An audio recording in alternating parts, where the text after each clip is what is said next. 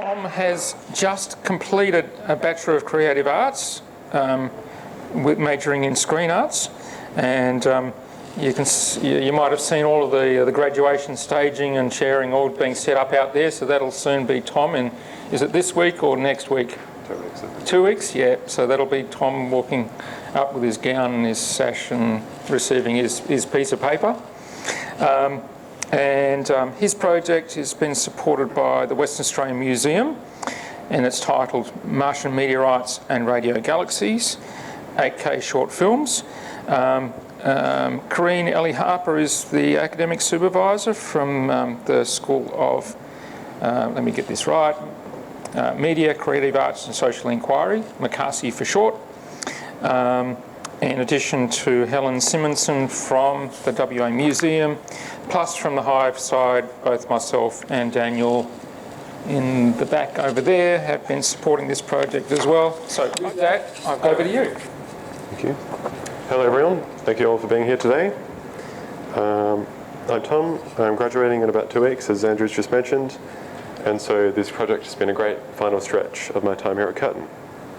Over the past 2 weeks, I've had the opportunity to be immersed in incredible space science topics and be part of telling stories about them in a Screen Arts focused project. Throughout my degree, I've taken an interest in editing and post-production. I love the process of bringing either collaborative or individual efforts of a film production into the editing stage, because you get to gradually see the final product come together.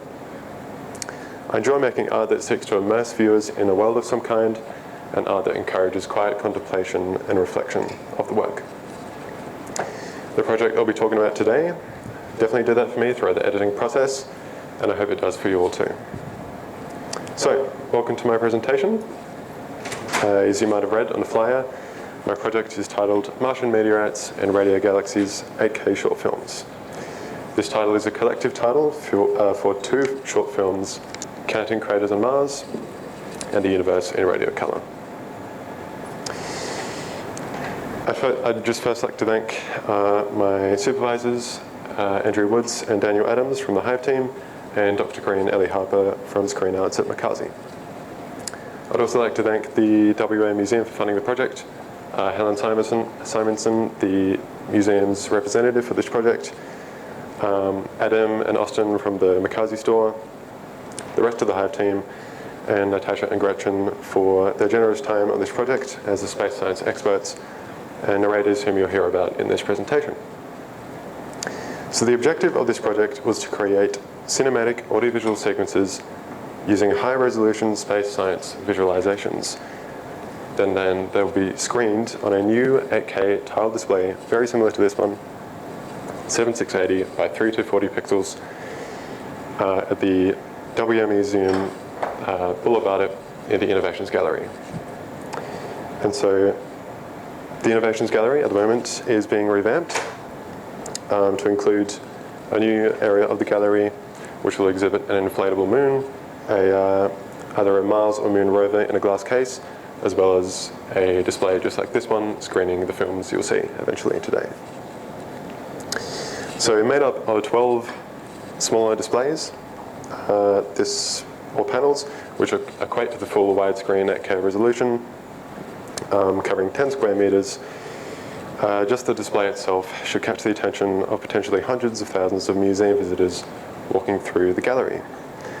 All credited in the films, the primary space visualizations used for this project include a collection of Mars surface studies, imagery, an all-sky image of the Milky Way in radiocolour, taken using a unique radio telescope, a colorized map of Mars, which were so those ones were the primary visualizations, and then we have a colorized map of Mars, NASA's blue marble map, and an optical all-sky image of the Milky Way, which were used to support the primary ones.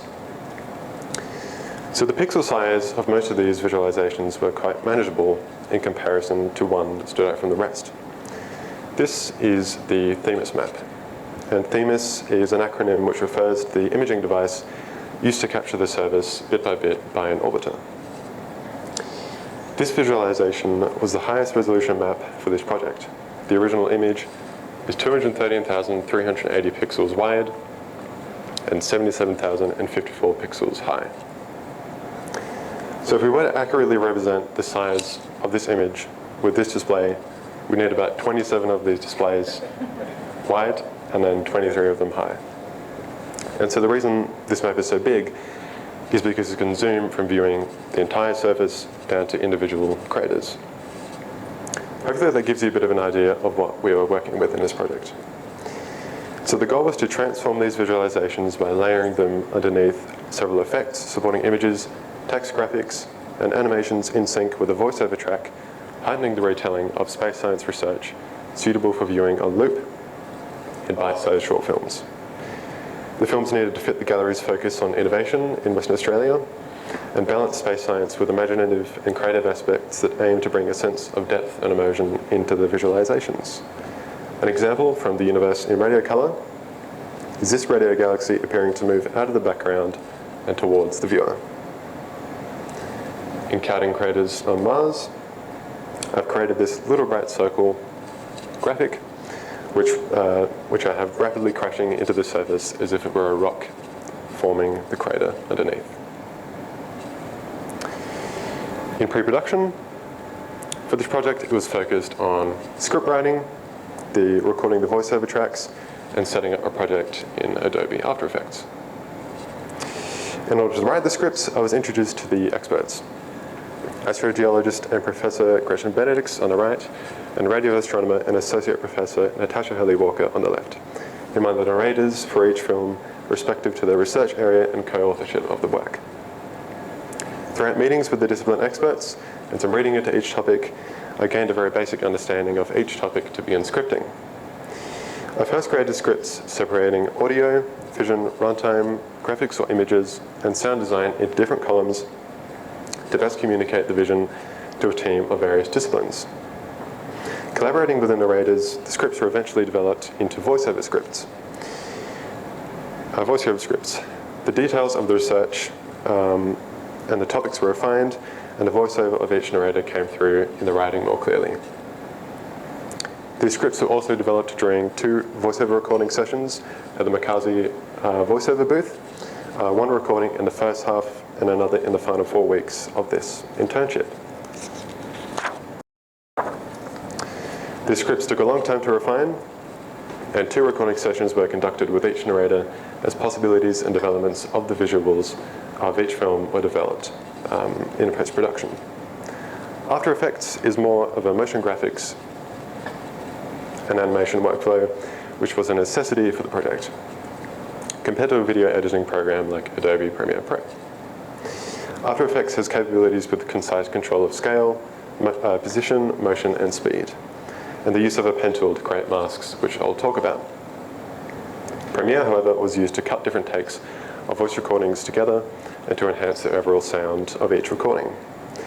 The other Premiere editing program was Photoshop, which dealt with the themis map. Due to a limit of 30,000 by 30,000 pixels for importing media into After Effects, this meant importing the themis map was out of the question. We needed the full resolution of the map to create a key narrative element of a continuous zoom down to individual crater level. Many attempts to render the full 100 gigabyte Photoshop file into an image file were all unsuccessful and may simply not be possible. So instead, using Photoshop, I sliced the map into 15 equal segments, an even 5x3 grid. Each slice or tile was successfully saved as separate image files, each about 26,000 by 16,000 pixels. The goal was to create the largest possible individual tiles without having to generate too many, both for my patience and render time in After Effects. When assembled in After Effects in a composition, together these 15 tiles made up a map of more than half the resolution of the original. This method provided at least 70% of the entire zoom before the image became noticeably not full resolution.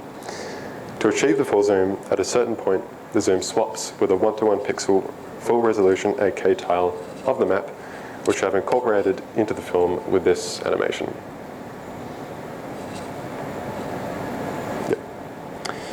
So First we see the map zooming in, then we fade to this imagery of a planet, and then after that, we're now in the image that's the same size as this display, where we see that full zoom level, and then this image eventually drops back and reveals just how much we had zoomed in. The rest of the visualizations were much easier to manage in comparison, but render previews in After Effects and rendering outputs to test on this display was very time consuming for both films.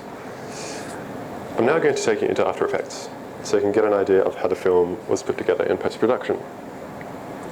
In one 8K project, I have both films set up in different sequences, which you can enter by clicking on different tabs like a web browser. If I pointed it just there. The main consideration in the program are these things called compositions, which when created are like boxes or folders that can contain as many layers as you want and can be opened and closed as required. If we open the composition from the universe in radiocolour, you'll see there are more compositions and layers. This mainly helps with keeping the project tidy in the timeline, which is this long thing here. And any layer can be color-coded as well, like these yellow ones, for example, which were all supporting image layers. So it makes it a bit easier to identify in quite a busy project. And also naming the layers is another thing I had to keep in mind just to keep it tidy. Another example of this is in the composition right at the bottom, where the sound design elements are held in the very bottom line, just here. Here we can see one of the visualizations inside a composition. The idea is that you apply any layers on top and position them according to the areas of interest, like this. So here we have this light burst, I'm pressing the wrong one, here we go. This little light burst, which is a layer that's on top of this visualization. And this would fill the frame when we come outside of the composition. No zoom or motion is applied here apart from fading each element in and out as the narrative progresses with the voiceover. Coming out of this composition, all of the zooming and panning transform controls are applied to explore each visualization with these tiny things called keyframes, which are all these little dots underneath each layer. Creating masks with the pen tool was probably the most recurring task of the project. So masks can be used to create emphasis, and like in this instance where I've drawn 31 masks, which you can see just down here. They're all appearing here. So yeah, 31 masks drawn to highlight these supernova remnants along the galactic plane of the Milky Way in this visualization. A mask essentially either removes or only reveals the selected area when drawn, and for further emphasis, the layer underneath has been dimmed. Here's another example where the effects, like you can apply effects like drop shadows underneath these rectangular masks just to bring them forward towards the viewer. In the Mars Creators film, one really cool effect is called Power Sphere.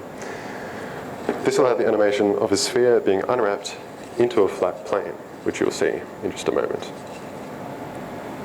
And now this effect was used on the extreme high-resolution Themis map, which did generate some eye-watering render times, but looks really cool and establishes the film is about a planet. Lighting controls also needed to be applied to create depth, and the power sphere effect required the use of a separate 3D lighting layer that interprets the layer as a 3D object, which is really cool, but it took some time to sort of control and figure out. The movement and scale and speed and emotion had to continually be refined in both films, and needs to be carefully applied so that viewers aren't disoriented watching the content on a display as large as this one. Particularly with the universe in radiocolour film, deciding on the amount of zoom in any given area of interest depended on how large it appeared on the display, the maximum runtime it had with the voiceover, and finally the amount of space it needs to travel across the image afterwards. Now, to make sure all the layers and compositions work together correctly, a lot of text exports had to be continually rendered to ensure everything would come out properly in the final video after all the effort with the system-heavy media,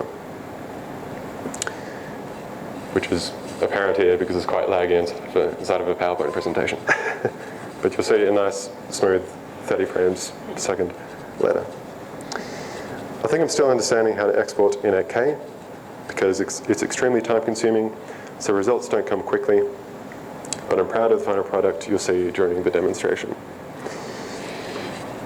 This project makes connections between the prospect of future revelations of both the history of our solar system and seeing what lies at the edge of the inconceivable size of the universe.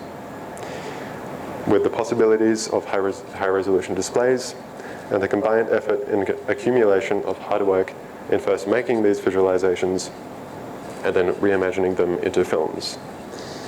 There are more discoveries to make about a universe which are best viewed on an immersive scale where people have to be there to see it. Putting it into a filmmaking context allows people to not just be listeners, but to be part of these stories in a concise format on a grand scale. Working on a project that had such a specific output was an incredible learning experience, which has given me a taste of what it's like to edit to completion quite a demanding project in a short amount of time with lots of stakeholders very early in my journey as a filmmaker. Thank you all for listening. That's my presentation.